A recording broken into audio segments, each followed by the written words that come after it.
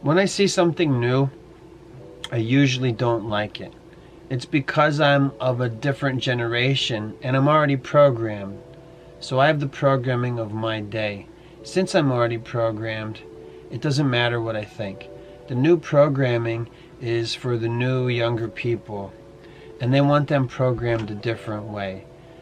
Now we have algorithms. They want everybody to have an algorithm for them. So no matter what you like, they can send you the appropriate demoralizing content along with an effort to get everybody to think the same way. I guess you could say it's all demoralizing. But what do you like? Okay, let's set up an algorithm for you. It's not about sending you stuff you like. It's about, based on the stuff that the algorithm knows you like, it's going to send you content that to speak to you, to get you to think in the same way that they want everybody else to think. They want everybody to think the same way. I know right now there's a divide and conquer strategy going on where they want everyone to fight with each other. Okay, that's part of a current strategy, but underneath it all, they want us to think the same way no matter what it is we like. So think of something that you like. The algorithm will send you stuff that you like, but along with that, it's sending you stuff because it wants you to think the same way as everybody else. Do you understand what I'm saying? Like, based on what you like, here's how we want you to think. So it gives the illusion of this content just for you, made for you. But really, they don't care what you want to see.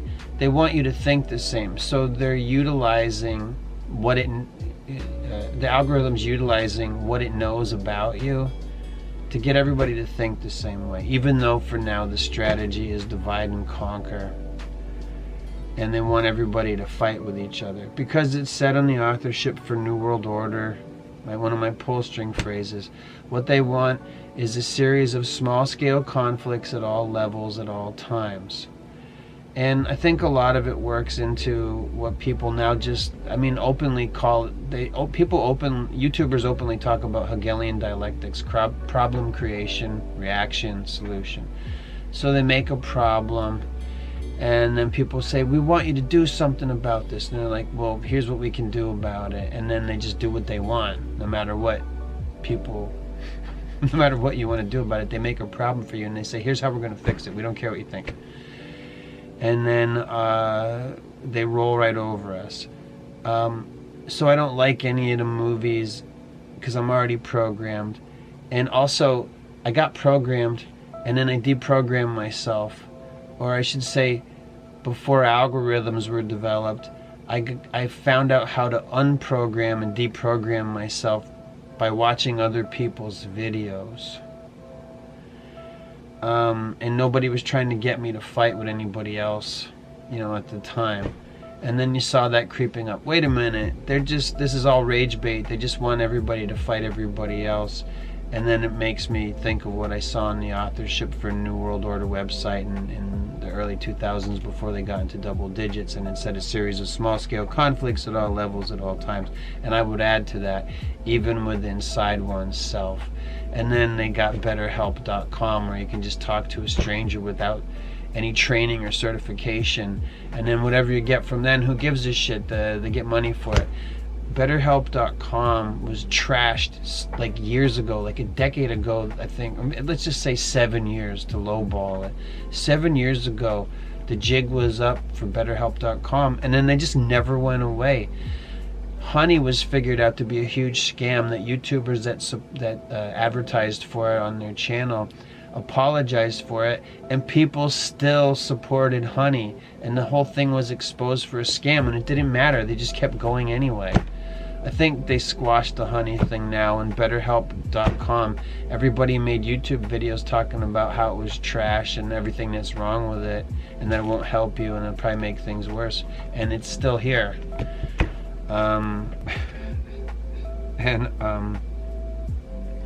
It doesn't matter. Algorithms are about training you. Well, there's really only one algorithm. We want everybody to think the same based on what they like. and then just, you know what I mean? The Gates Foundation wants one education for all the kids worldwide. Well, we'll all think the same if we can get everybody on the same page and program the same way. Wouldn't it be great? No, that sounds evil. How is there diversity when everything's the same? Then nobody matters. When we're all equal, nobody matters, and you don't have any rights anymore. That's the reality of it. Why do you matter anymore? We're all equal now. What are you complaining about? We all get the same thing and it sucks for everybody. That's socialism, communism, Marxism. We're all equal now. So shut the fuck up, because you don't matter. I don't matter. He doesn't matter. And you don't have a say in anything. Shut up. So now people complain, you should feel this way and you should feel that way. But when we get to this equality, nothing's going to be equal, and you're not going to be allowed, you won't be allowed to complain about it. Look what they're doing in the UK. They're expecting the people to eventually fight about it. That's the whole point of it. They're like, well, the UK is going to have to do something about this. You know, the people that live there, where they just keep moving in new people so that the people that were already there are outnumbered. Yeah, they want them to fight. And people complain about Quebec wanting to pull away from Canada, and I'm like, well, Canada belongs to the UK. Is that part of why Quebec, forgive my ignorance, is that part of why Quebec wants to be its own thing and just pull away? If it is, then I'm with them. Like, yeah, like Quebec should get the hell away from Canada. Canada sucks. Look at what they did to it. How's Quebec doing? I should check in, right? They make cool movies in Quebec. That's like how's their Hollywood doing? They have their own little thing going over there. Anyway, it's sad. I hate seeing everybody miserable. And I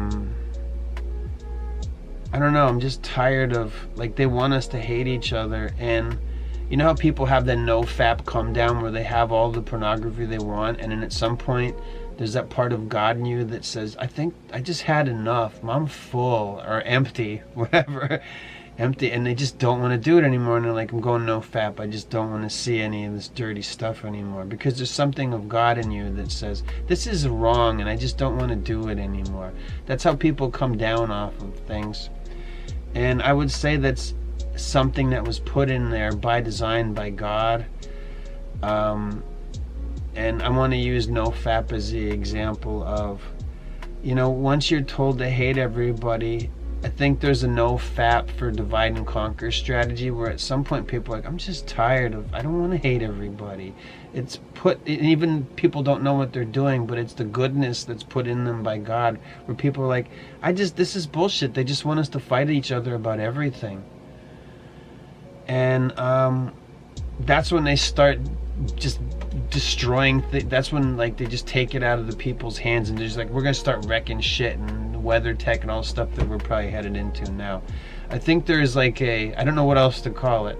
I think there's kind of like a no-fap come down of this divide and conquer strategy, where they want everybody to hate each other. Look, how many thumbnails can you see for the male loneliness epidemic, the female loneliness epidemic, and then you watch a whole bunch of rage bait telling you why you should hate this person or that person, and Indian people eat poop and all stuff, and at some point you're just going to be like, I just don't want to hate everybody.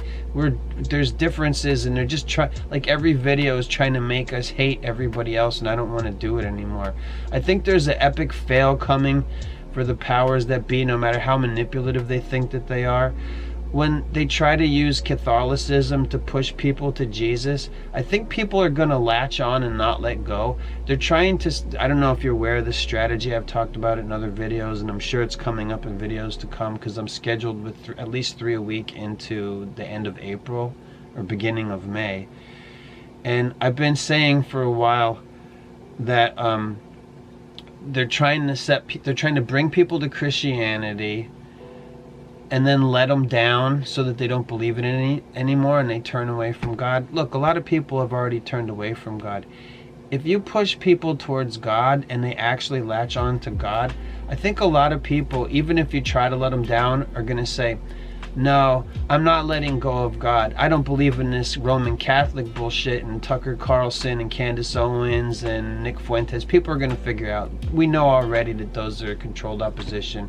Joe Rogan's controlled opposition. When everybody says Catholicism, Catholicism, and then those are the ones that the real Christians always complain about, like they go after boys, and then soon you're going to find out that the Orthodox, Eastern Orthodox Christianity is full of the same child predators as the Roman Catholics, and they're kissing statues of Virgin Mary and doing Diana worship or whatever the hell it is.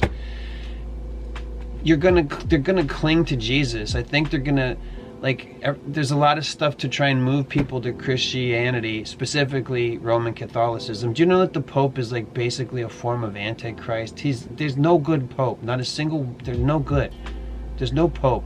The Pope is not the head of the Christian church. And every other sect of Christianity, it will tell you, no, don't look at the Roman Catholics. They've got it all wrong. So there's all this ortho bozo stuff and trying to get people. You really want to listen to Jay Dyer tell you about Orthodox Christianity? He'll tell you what he wants you to think about Christianity. The guy takes his money from Alex Jones and he writes comedy for Sam Hyde. Do you ever see Sam Hyde's funny symbols he has around in his, whatever, I'm not going to talk about that shit. Anyway, it's going to fail. I think it's going to fail. I think that they want to build people and turn them to Jesus and then let them down so they can do their coexist bumper sticker, one world religion stuff, and I think it's all going to fail. If you point people to God, even if your intentions are evil and you do it in a distorted way, if people do find Jesus, if they find God, and as we're now finding out that all the religions of the world are basically a distortion of Christianity after Jesus' millennial reign and the short season begins, we're finding out that all the which some people have already known for a long time, when they would say all the religions are related and are the same. Yeah. All the religions originally knew that Jesus was God, and then they got distorted. If you take everything away from people and say you will live in a life pod, you'll live in a pod, you'll eat the bugs and all that other bullshit, and nobody will have anybody because we all belong to each other and nobody has nothing, so shut up and eat the bugs. You're not going to be able to take people away from God because it's all that they have. You can only mess with people so long. And yes, you can break them, and I know our government knows how to break people.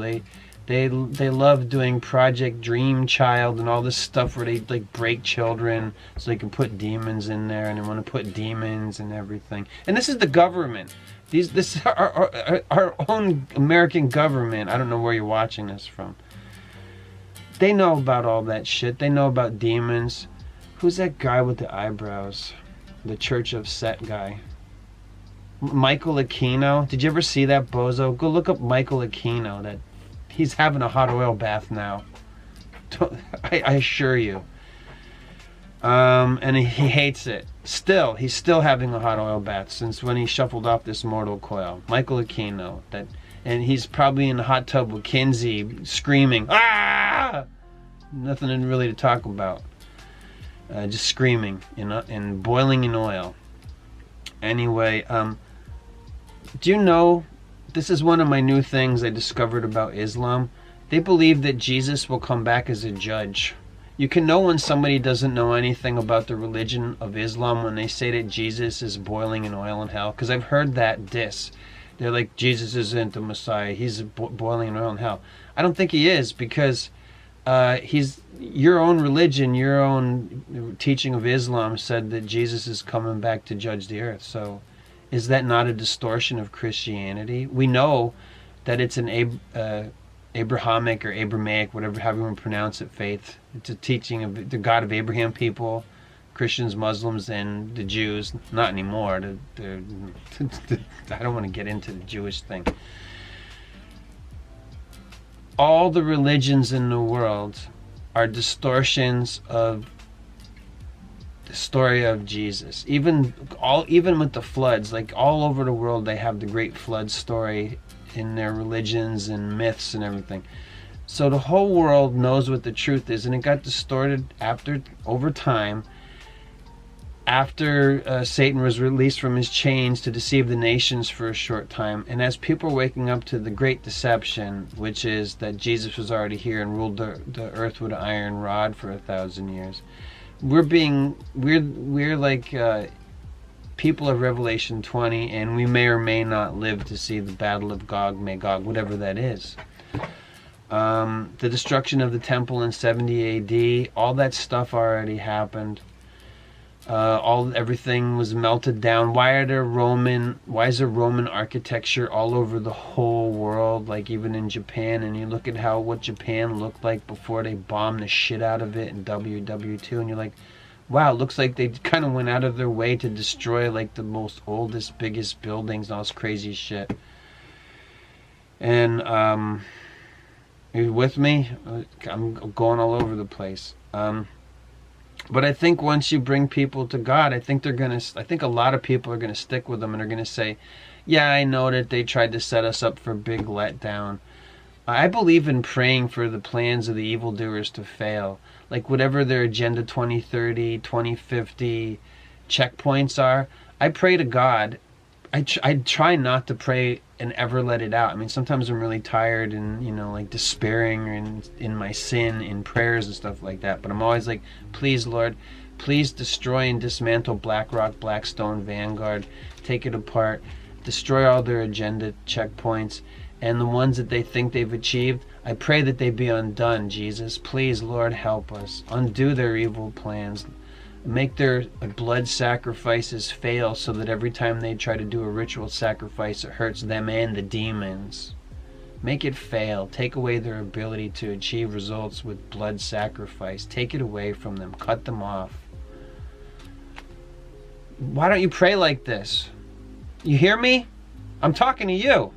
That's as parasocial as I get. Start praying to ruin their plans. The globalists don't want you to pray to God. They don't. That's my Seth Rogen, Alex Jones. And that guy's a bozo. Both of them. Did you see Sausage Party? Blasphemous. Alex Jones is a bozo. You know that.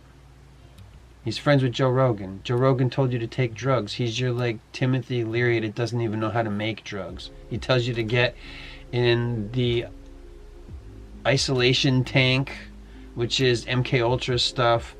He tells you to take psychedelics. Oh, you haven't lived unless you take psychedelics. He told you he would lie to his grandmother if they would tell him about the aliens. Tell Joe about the aliens. They're demons. The aliens are demons. They're not from outer space. They fell to Earth because they got kicked out of heaven because they thought they could take on the old man and win. And we already know that they lost. Pray against their evil plans. And again, to reiterate, I just think that it's a very risky thing for the forces of darkness to try to get people to turn to God, even if it's in a distorted way, because that's in our design. That's innately in us to be worshiping, praying, God-seeking beings. That's why people get so disappointed. That's what makes an atheist. They're a wounded idealist. They want God, and then they try and they fail. Like, well, how can there be a God in a world like this where babies get raped and they drink their blood, and that's Hollywood and that's all of our politicians and everything? And yeah, but the thing is, as they take everything away from us and make the world more horrible and desperate, I think there's a lot of people that you're just not going to be able to pry away from God. And I think God knows that. So if I can talk about it, then the devil knows it. And you know what? I think it's a risk that the forces of darkness are willing to take, and I think they're going to fail big. You can pray for it to fail. I do. You're limited only by your own creativity and prayer, and if you get more creative in your prayers to our God, the maker of all things, and he said if you want to talk to God, you got to go through Jesus. So you can use Jesus' name. I'm tired of hearing guys say Messiah this and Messiah. Just say Jesus, okay? Just say it. You don't know what God's name is. Just say God the Father. He knows that that's him. And it's respectful. But you are limited only by your own creativity in prayer. And if you use your creativity in prayer, I don't doubt that your creativity in prayer will be expanded, because I think that's one of the things that we're supposed to use creativity for, not to come up with anime babes and cool cyberpunk bullshit or video game things. We're supposed to get creative in prayer. Not like he doesn't know, God knows what he wants to do about it, but you can get creative if you start thinking about what to pray for and how to pray, and use the Psalter as an example. I think that's why the Psalter is put together with the Bible, not only so we can know his story, God's story, which is also history, which is his story, to get it? Isn't it cool? So not her story, all right? History. It's Father, Son, and Holy Spirit. Those are three dudes, okay? And what did Jesus say? Don't talk about my mother. Better is he who hears the word of God and does it. So, pray. We're worshiping, praying beings. We're made to pray.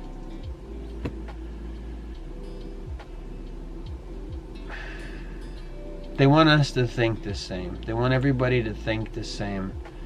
That's what the algorithms are for. And it's still part of the divide and conquer strategy. They want people isolated and alone, and they want you... Do you ever really care about anybody or anything? Whether you want to or not, you're probably going to worry. Everyone will tell you that's smart, that worrying is a useless thing, and probably there's something in the Bible about do not worry. If you care about people, you're going to worry about them. I'm sorry. You're going to worry about something will happen to them, because you know that people have their own free will. They're going to do what they want. Do you ever bring anybody here? Do you have people you care about? They don't want to do it your way. They want to do what they think they should do. If everybody would just do it my way, oh, we'd be so much safer. No, they have to have their own free will. And so to love, I'm sorry, it's probably not right by God, but I just have to say it like I know it. Like, you're going to worry about people. So if you can divide and conquer people, then you won't want to care about them and you won't want to worry. Do you ever have new people come into your life and then you find, oh shit, I care about them. Now I'm going to, you know what I mean? It's a stressful thing to care about somebody. Did you ever see the story of Fear Not? It's a Jim Henson storyteller. I'm not recommending all those, but there's a Jim Henson storyteller. You can watch them all for free on YouTube. It's John Hurt is a storyteller, if you remember who he is. He's the guy that has the chest burster pop out of him in Alien. And it's him and his talking dog. And the story's called Fear Not. Jim Henson's the storyteller, Fear Not. And it's a very simple, sweet story about a guy who just didn't know fear. And spoiler alert, it's still worth it to see it if you want to watch something. He's not afraid of anything. So he goes pretty far, and he goes into dangerous places, and it doesn't matter because he doesn't fear. And then he gets a crush on a girl, and he finds out she's sick, and he has a shudder, and he knows what fear is because he cares about somebody. John, you get it? It's still worth watching. And it's like 22 minutes or something. So go find Jim Henson's A Storyteller, Fear Not. I said it enough times. And you will like that. If I can remember to put it in stuff other people made for you to watch, it's there. There actually might be a Jim Henson Storyteller playlist in there. But anyway, Fear Not. It's an old story that they just, like they put puppets in it and shit. And puppet's a weird thing because it's a hand. But anyway, can you imagine how God's love permeates all things? How it must feel not to worry about us. I don't know. I don't think that God worries, but to not be able to, he gave us free will. So the divide and conquer strategy is to get us so isolated and divided so that we don't care about other people, or that we'll be afraid to get people afraid, to pull them away from each other. Do you understand what a powerful thing it is? Maybe you do better than me, I don't know. But do you understand what a powerful thing it is that you have a whole country full of men and women that love each other and have families?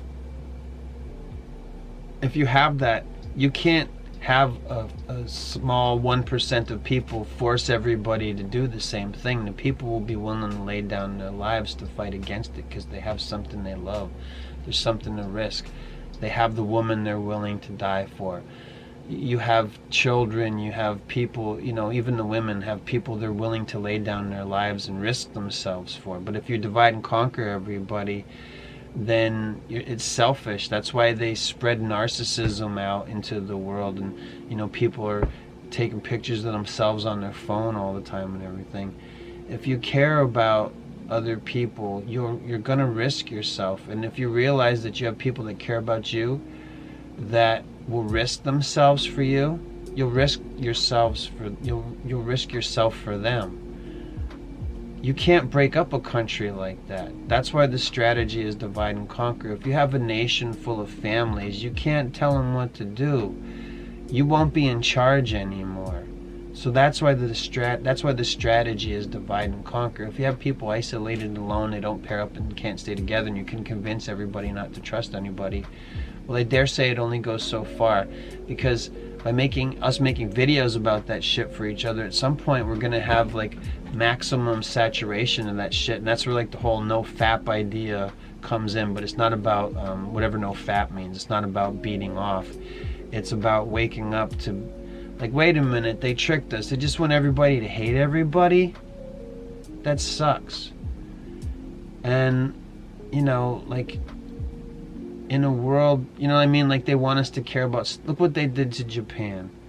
The Japanese guys are in love with idols, and it's not young guys, it's the old guys that they didn't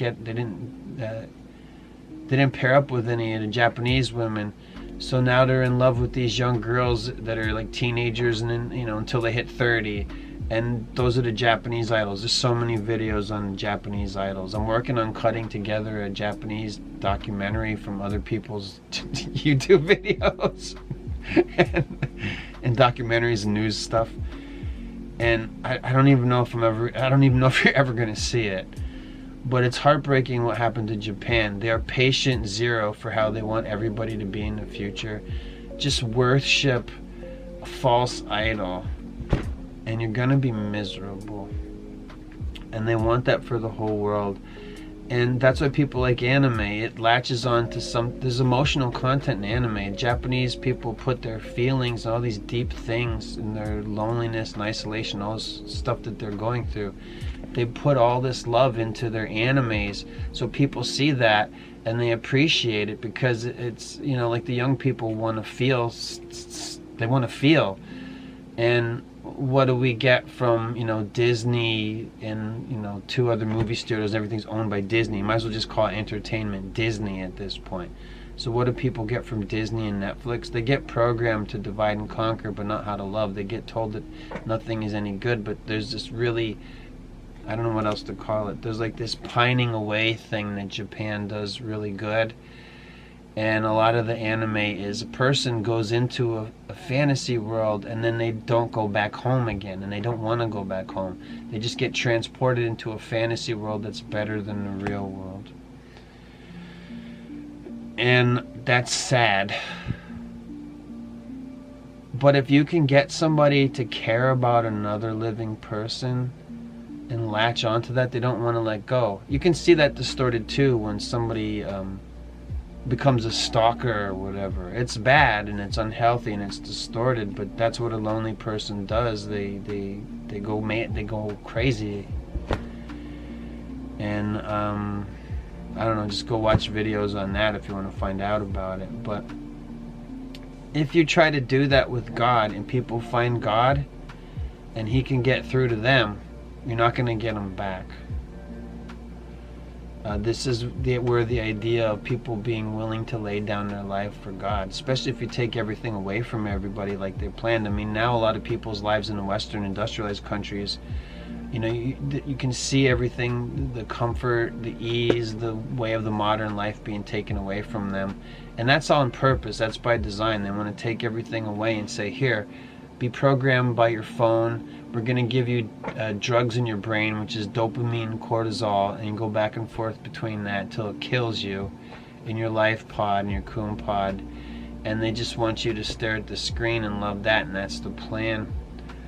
But first, what do we got to do? They got to turn the lights out and make us live through or die in a fearful hell. And then whoever's left over that, well, this is the way you're going to live. This is where the Hegelian dialectic stuff comes into it again.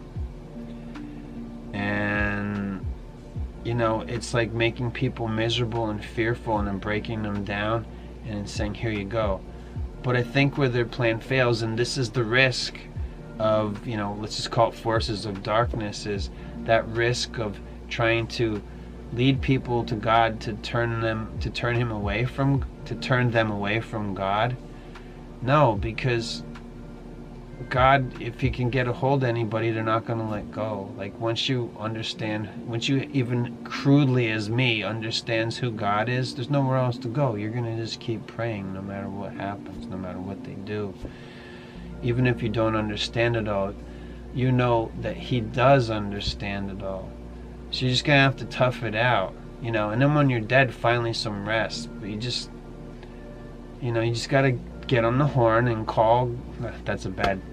Get into prayer and call God and tell him you're sorry, and then ask for help and get creative with your prayers. Please, Lord, destroy their make climate control machines, their geoengineering fail, make it fail. I pray that the smart cities fail utterly. I pray that people reject them. I pray that you, who are God, override their climate control machines, their weather tech, and ruin them every time they try and build a smart city. Pray for it. If enough people pray for the same thing, I don't know how much is enough, but maybe just one really cool prayer is God's like, I like that guy's prayer. Oh, I like her prayers. Let's do that. He doesn't need your help. But we're thinking about him, and we're thinking how to make it better for each other. And you can do that on an individual basis in your life. I know a lot of people live isolated, sheltered lives, and you're like, well, how am I supposed to do anything? Like I used to go to a church, one of the Yuki churches I used to go to. They were always doing stuff for the local the local food bank, or like single moms in the inner city and all that stuff, and they were trying to provide stuff. They had all these little things that they did that was just locally for other people that they didn't even know who they were. That's almsgiving. That's good. That's one of the good things about church. Maybe they were kissing pictures of Virgin Mary too much and bowing to her and all that stuff, but God knows our hearts. So what we get wrong, no matter what religion we believe in, what we get right is functioning the way that by design he made us. Do you care about each other? There's probably people that were atheists in life because they had their hearts broken by God because they wanted to believe, but they had some first-hand experience with the horrors of the world or horrible things that happen to children, or maybe they were one of those children. And like, how can there be a God? But even though they didn't know or believe in him, they were more like Jesus than you or me, or some bozo who does live streams talking Jesus, Jesus, Jesus all the time and pointing the fingers at other people and saying that gay people are going to go to hell. I'm sorry to say this, but maybe there are people who put that thing in their mouth that have a better chance of getting into heaven than you, or some Orthodox clergy guy that does YouTubes or whatever, because he was just a better person, even though he was susceptible to the ancient vice of the Greeks or whatever. However you want to quantify it. Or because there was a girl that used to do this to her girlfriend. What if they're just better people? What if they're, like we sin, we fail. Those are some, some would say those are big failures. But what if they're just better men or women despite their failings, and they struggled with their things in life, or it could be a lot of different things that people struggle with, but what if they're just better people? Do you think that God's going to keep them out of heaven? Well, by the rules it says you put that thing in your mouth, that's it, you can't get in. Yeah, but he destroyed Sodom, and the guy did a sodomy, and he liked it, and he kept doing them.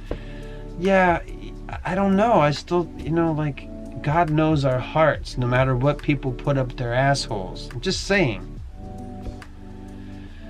And I think that our hearts matter more than all the goo.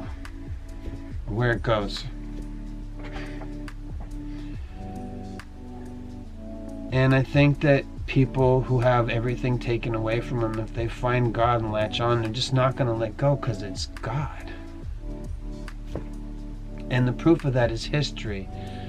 Princesses that were willing to put their heads in a chopping block because they were like, wait a minute, I could have all the earthly things, my father the king, like pick a Russian princess. I think there was multiple Russian princesses that got beheaded or killed because because they found Jesus and they're like, I'm not turning away from God. And Dad's like, if you want all the things, you're actually a Disney princess. You're like a for real Disney princess. And if you just give up on all this Jesus stuff, then you can have all the things. I'm the king. I cut people's heads off. I'm going to cut your head off if you don't renounce God. And then she's like, let me think about that for a minute. I put my head in the chopping block, and that means I'm getting in. You know what I mean? It's like, renounce God and you have earthly things, and then you're going to have to answer to God. Or, go ahead and cut my head off, Dad. You're going to send me right to him. And I can't pretend to understand, what that would feel like to be waiting to have your head put in a chopping block or to be in Nero's night guard. And it's horrifying. And it's horrifying. I can't pretend to understand. I hope I never get it until I'm in heaven. But people are willing to lay down their lives because they won't deny God. And it's the story of human history. And I'll give another example. Russian monks, probably Orthodox monks, when there was Russian communism, and there's some pretty horrible stories of what was done to the priests and the monks, and they watched their brothers die, and they're like, you're going to renounce God now? You saw what we did to him. And they're like, no, you're just sending us home. You're sending us home forever. I mean, and whatever whatever how horrible that feels, or to see those horrible things, or to actually be living the depths of human depravity right before your eyes. Do you think that that's going to get harder? You think you're going to give up on God, or you just think it's just going to push you to him, right? So look at what they're doing to the whole world on a global scale. If you give people Jesus, and Jesus, lets them know that he's God, like it happens all the time. People are not sure what they think about God. They need help. God helps them. You can't turn them away from God. People have turned away from every religion. It's not an easy thing to, if you're a Muslim and you have a near-death experience and you find out that Jesus is God, it really messes with the whole family. But if you know who God is because you had an experience of him and of possibly going to hell, you would do anything. You can't go back. There's no going back. So risking giving people God and then latching onto him and God reaching out to them, they're reaching out to God and God reaches out to them, you're not going to pry them apart. Because that's the history of mankind, is people unto death would not turn away from God. And there's even people having second, sometimes third chances where they were given, they found God, they knew who he was, and they still messed it up. And then they had another chance at it and they messed up that chance. Like, I'm sorry, God, I'm not going to do it this time. And then, you know what I mean? Like, there's so many stories of, like, there's nowhere else to go. You know what I mean? Once you find God, you've taken it to the top. There isn't anywhere else to go but down into the earth, down into hell. Why would you want to do that? You don't. I mean, some people never have to, have a taste of hell to know that that's not for them. We live down here. Sometimes it's beautiful, sometimes it's horrible. They want to make it miserable for everybody. And I think that they're going to push people to God, and there's a big plan to set people up for God and then try and get them to turn away from him, and I don't think it's going to work. It's just my opinion. I mean, I'm not, thousands of years old forces of darkness, and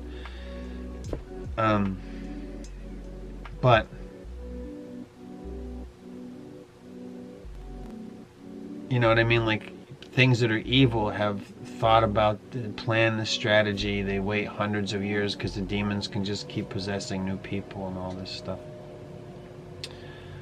Possessing all of our leaders, doing rituals to get our leaders possessed like they do when they inaugurate the president. It's probably some kind of a satanic ritual or something where they get a demon, you know, to take over the president or whatever.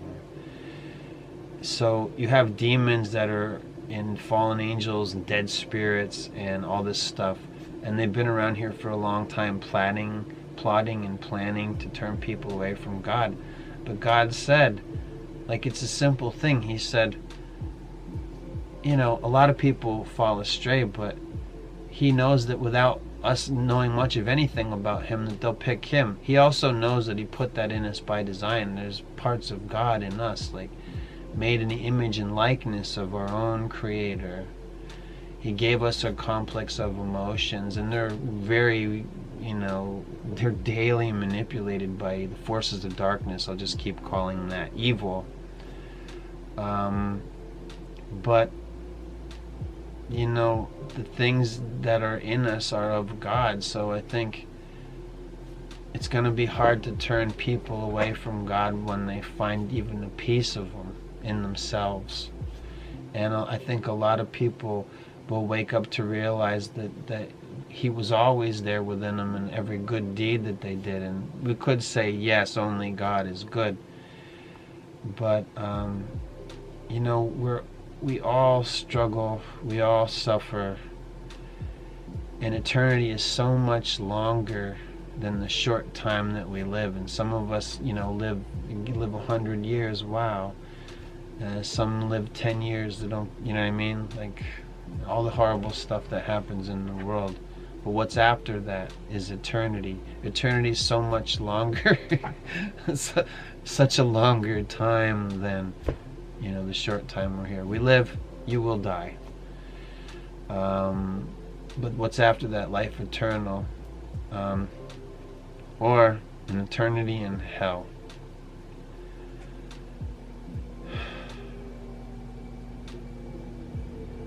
You know, when I was young, I just wanted to live, and maybe I was afraid of death and stuff like that. Try not to think about it. But now when I'm old, it's like, and finding God in whatever rudimentary way that I was able to even just, you know what I mean? I feel like I don't know anything. Like, I don't hear anything in the Spirit or anything else. People say, Holy Spirit this and Holy Spirit that. I have no idea what they're talking about. It doesn't matter. I dulled myself, or whatever you want to say. That's probably accurate.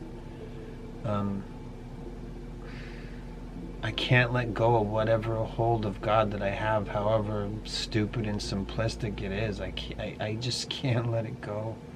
I gotta keep bugging Him and praying about everything. I gotta pray for people I care about. I gotta pray for the world. I can't not do it. You know, and I mess up all the time. I'm not. Why would I be any different than you? It's right. You find God, and then it feels worse when you realize you messed up. You're like, oh no, like what'd I do? That's what prayer's for. You tell Him you're sorry. He knows your heart. He knows if you mean it. If you feel bad about a thing that you've done when you know it's wrong, you're supposed to talk to God about it. Which basically sounds like you leaving messages on His answering machine. Probably for most people. Our spirits are dull. Mine, I don't want it to be. You know, I pray continually, Isaiah 11:2. I say, please, Lord, I want this to be my lot. I pray that your Spirit would rest upon me. I pray for the Spirit of wisdom. I pray for the Spirit of understanding. I pray for the Spirit of knowledge. I pray for your might and your counsel. I pray that I would delight in the fear of you. It's fear, but it's the right kind of fear. There's probably, weirdly, although it is fear of God, I guess the fear is that He would reject you. That's the fear. But the comfort of, there's a comfort in that fear. Because that's who's in charge. You want to set yourself right by Him. I don't know if that came across the way I wanted it to. But to delight in the fear of God. Don't you want to know what that means? That's not in Isaiah 11:2 for nothing. It's important. That whole little thing. God was pleased with Solomon. He prayed for wisdom. You should. You should pray for wisdom. I don't know what the hell you're going to do without God's wisdom. I really, like, if you're, that should always be in there. Pray for wisdom. Pray for discernment. Just to navigate life. I don't know how well it's working out for me. I feel like I've really been messing up a lot lately, but I also think that there are risks. Let's just keep in mind that there are risks in summation. There are risks. Demons are weak, for starters. You can say that they're powerful and stuff, but in another way that they're not.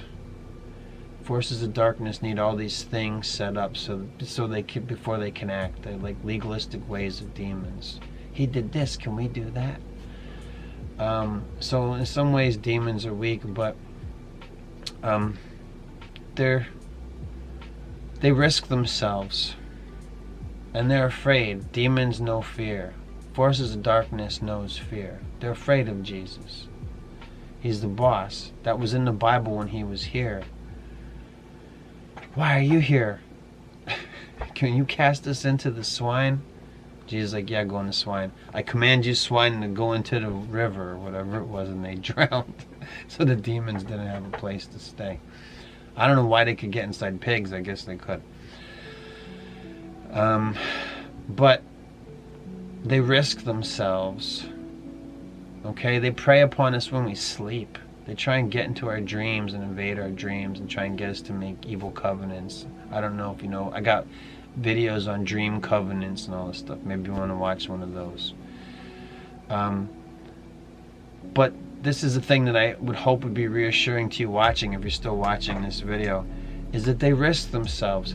And one of the risks is, in any way, even in a distorted way, trying to push people to God to make them fall away by, like, that's part of the plan. The part of the plan is to push people to God and then set them up for a fall so they turn away from God. Alright? That's a risk. That's a risk that they're taking. No matter what their evil plans are, the idea that God reaches out to us, and when we reach out or take a chance on believing in God, I think if you guys connect, that's the risk that evil has to take.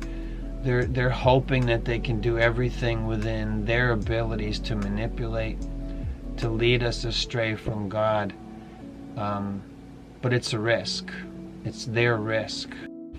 And just because they plotted and planned doesn't mean that their plans won't fail.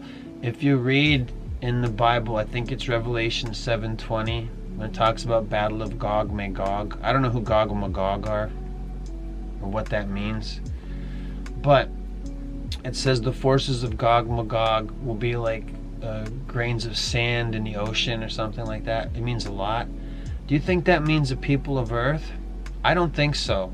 And this is just speculation on my part, so be wary whether you would want to believe me about this or not.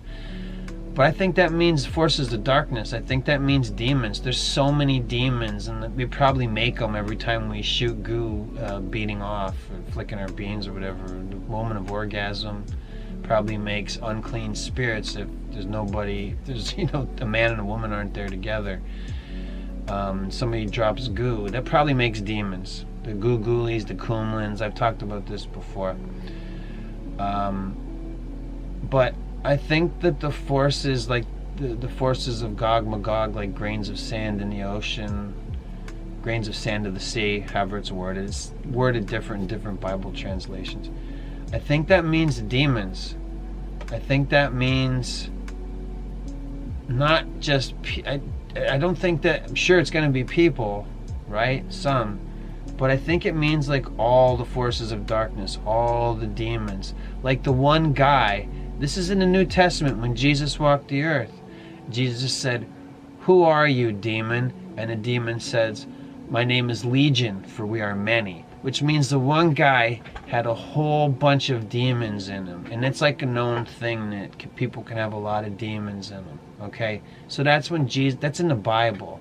So think about how many demons people have in them now. So those forces in the battle of Gog-Magog going up against the camp of the saints, those are demons. He's talking about all the demons of the earth. This is the huge battle. All the demons going up against the camp of the saints. Are they going to be in people? We don't know. But I think when it says like grains of sand in the sea, I think that means all the demons. And when I say this to you, if you know what I'm talking, it should be reassuring. I mean, we don't know all the details about Gog-Magog, and we don't know when. But does that mean, all the people of the earth are going to turn away from God? No, it means whatever the demons have been doing or who they've been inhabiting, they're going to go fight that battle against the camp of the saints. Who's the camp of the saints? Other Christians? Is there a place on earth in Antarctica where, the saints of the millennial reign live in a secret place like Shambhala or some kind of stuff like that? I don't know. Neither do you. We can guess, we can talk about it. Is Jesus coming like a thief in the night? I don't know. He did that already. That was to establish his millennial reign. What's it going to be like this time?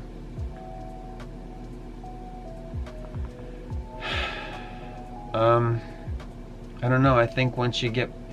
It's a risk. They're risking themselves by drawing any attention to Jesus and trying to lead, you know what I mean? Like if people latch on to God and God latches on to them, I don't think you're going to pry them apart. Especially if you're taking everything away from everybody else. That's all they're going to have is their prayers. And I don't think all the demons are smart. I think some of them are really dumb. And also they may be hideously as devious and deceptive as they are. These are probably corrupted, twisted, distorted things. Who knows how they think? And people cast them out. Alright? The apostles went around casting out demons. Alright? That's the people who are talking about it today. I know there's a lot of these demon slayer guys and stuff, and they're probably putting demons in people. But not all of them. So, do not fear, do not become dispirited, and don't be afraid to care about people and risk yourself, because it's really important to God that it's in the Bible. He says to die for a friend means you're getting in, to put it simply. And what's a stranger but a friend you haven't met yet? Be good, call God, pray against the globalists. If you see a weird video and it bothers you and disturbs you, think about how you can pray to God. Say, please, Lord, hear my prayers. And I just saw this really disturbing video about what they want to do with AI or whatever. The AI bubble popping is disturbing, what that means for the world. So if you see some kind of disturbing video about whatever it is, think about how to take it to God and pray. Or just be honest with him. God, I saw this disturbing thing. It troubles me. I pray that plan fail.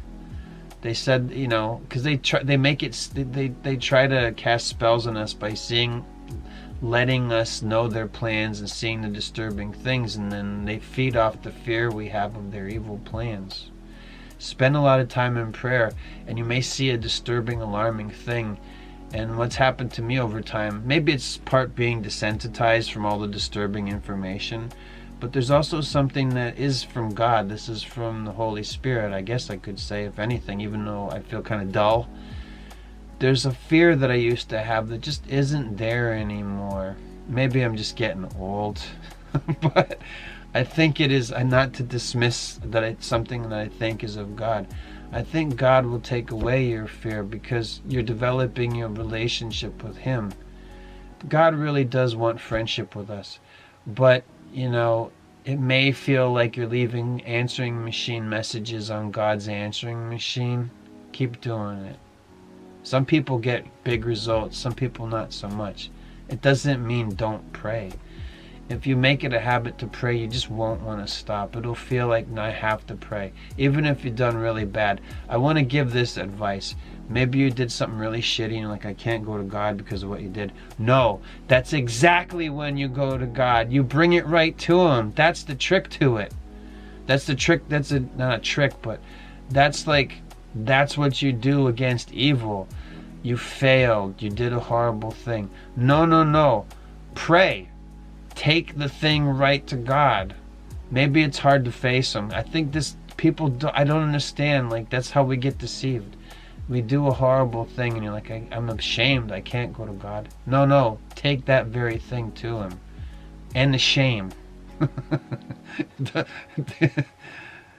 It's appropriate that you should feel bad about a thing that you did when you know that was wrong. Tell him about it. Pray to God.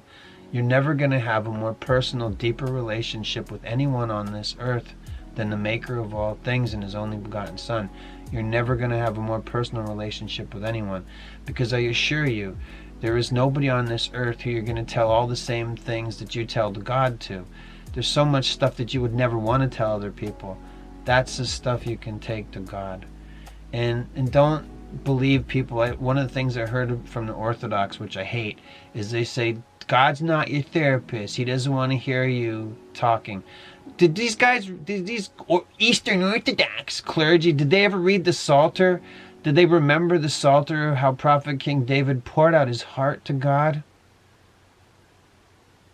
You should try it. If it's friendship and God's your best friend, he knows everything, so you don't have to tell him everything. But there's some stuff you're going to want to talk about, even though you know he already knows, for he is omniscient and knows all things. How are you going to get to know somebody if you don't talk to him? Don't you want your best friend to be God? It should be everybody's best friend. God, and then your spouse. And look at how lonely people are. They don't have spouses anymore. They can't keep one. I'm divorced.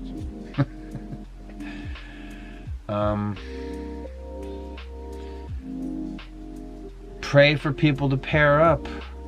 You're lonely for somebody? Pray that other people say, Lord, there's a loneliness epidemic. Please help these people. Endemic.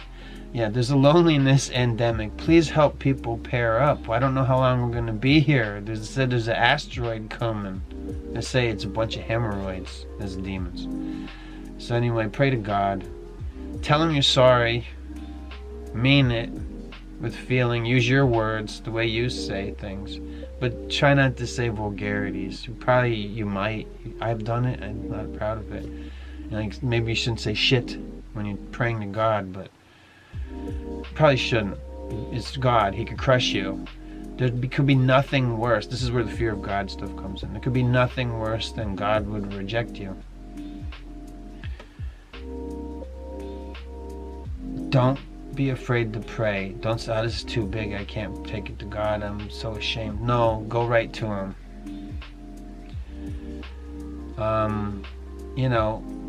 And maybe you're going to eat shit because you deserve it.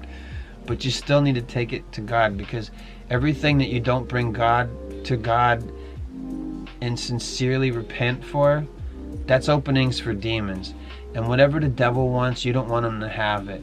And you don't want the devil to have you or anybody else. If we can get Larry Fink away from the devil, that's great, because it would really piss the devil off. I thought we had that guy. He's the BlackRock guy. Everybody hates him. I thought we had him.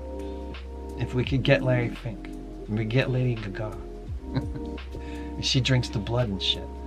So whatever the devil wants, we don't want him to have it. Don't forget that. What would Jesus do? And if he wouldn't do it, don't do it. And whatever the devil wants, we don't want him to have it. And maybe that can make you be nicer to people. And pray. And pray. Pray so the globalists don't win. Because in all those books, I'm sorry I don't have a good Alex Jones. It just sounds like Seth Rogen, right? So, in all the books on globalists that Jay Dyer has analyzed for me over the years that I listened to his globalist book series and stuff when I'm washing dishes or whatever, they always don't want people to pray to God. They want to remove people believing in God. I read the Tavistock Institute book. I own it, by Daniel Estulin of the Estulin Institute, where he writes about the Tavistock Institute. Daniel Estulin hates God. He just doesn't want you to believe in God. Look at how they always mock him in the movies and the TV shows. You think The Chosen? You think that's Jesus? That's bunkum. So pray to God. Ask for help. Tell him you're sorry. Don't be afraid to go to him even when you feel like disgusting about yourself. I mean, maybe you would never do the horrible things that other people do. But I feel like I don't do stuff that's that bad, but sometimes I feel so bad about how I messed up. Like I had some kind of dispute with family or something, and I just feel like I can't face God. No. Go do it. Go take it to God. He knows what you did. He knows you're a shit. He already knows. He knows you fucked up. Take it to him and try not to say fuck to God, please. It'd be better for you if you just didn't. And if you do, it's like, I'm sorry I said that, Lord. And trust him. Remind yourself when things are failing, like, do I trust him or not? And the answer is yes. You've done the most you can do. You've taken your concerns, your worries, your fears, your hopes, your dreams, and you put them in the best possible hands that they could be in the hands of the Creator and Maker of all things. Amen to that.